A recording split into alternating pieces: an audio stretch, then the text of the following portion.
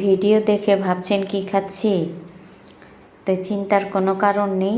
ভিডিওটা না টেনে শেষ পর্যন্ত দেখবেন, আর ভালো লাগলে লাইক কমেন্ট শেয়ার অবশ্যই করতে ভুলবেন না, সাবস্ক্রাইব করে দিবেন। তো ভিউয়ার্স, আসসালামু আলাইকুম। শুরু করছি আজকের রেসিপি। সেই জন্য কড়াইতে তেলের মধ্যে পেঁয়াজ খুব ভালোভাবে ভেজে নিয়েছি, আস্ত গরম মশলা দিয়ে দিচ্ছি। এটা দিয়ে নেড়ে চেড়ে কিছুক্ষণ তেজপাতা দিয়ে দিব।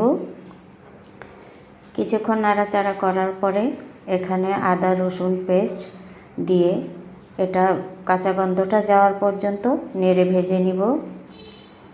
এরপরে এখানে একে একে সব মশলা দিয়ে দিব। হলুদ গুঁড়ো দিয়ে দিলাম, দিয়ে দিব 2 টেবিল চা চামচের 2 চামচ মরিচ গুঁড়ো, কারণ এই রান্নাটা খুবই ঝাল হবে। আর চুই ঝালটা যেহেতু ঝাল, চুই ঝাল দিয়েই আমি আজকে রান্না করব কলিজা। তো একে একে সমস্ত গরম মশলা, জিরা গুঁড়ো সমস্ত দিয়ে দিলাম, ধনিয়ার গুঁড়ো দিয়ে দিলাম, দিয়ে একটু নেড়ে চেড়ে দিচ্ছি যাতে পোড়াটা লেগে না যায়। আর অবশ্যই একটু পানি দিয়ে কষিয়ে নিব যাতে তলানিতে লেগে না যায়। প্রয়োজন মতো লবণ দিয়ে দিব। তো এটা চুই ঝাল দিয়ে আমি কলিজা রান্না করছি, যেহেতু আমার ঘরে আজকে গরু মাংস ছিল না। আর কলিজাটা গরুর কলিজা। তো প্রয়োজন মতো লবণ দিয়ে একটু নেড়ে চেড়ে নিলাম। এখন একটু পানি দিয়ে দিব।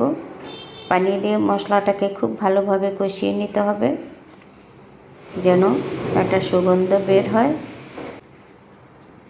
সেই পর্যন্ত একটু নেড়ে চেড়ে কষিয়ে নিব। তেলের উপরে মশলাটা যখন ভেসে আসবে তখন আমি এখানে ধুয়ে রাখা কলিজার টুকরোগুলো দিয়ে দিব। টুকরোগুলো একটু বড়ই রেখেছি, বড় কলিজার টুকরোগুলো। তো এভাবে খুব করে কষিয়ে নিচ্ছি, ঢাকা দিয়ে দিয়ে কষিয়ে নিব।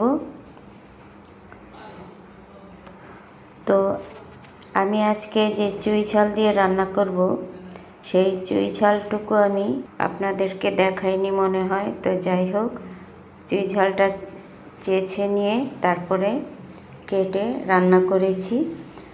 তো রান্নাটা আমার হয়ে গিয়েছে। আমি এখন লোভ সামলাতে পারিনি, ধৈর্য আমার কোলাচ্ছিল না, কারণ চুই ঝাল জীবনের এই প্রথম খাবো, সেজন্য ভাত নিয়ে বসে গিয়েছি। দেখুন এই যে চুই ঝালের টুকরোটা, এটা বেশ ঝাল এবং সুগন্ধযুক্ত।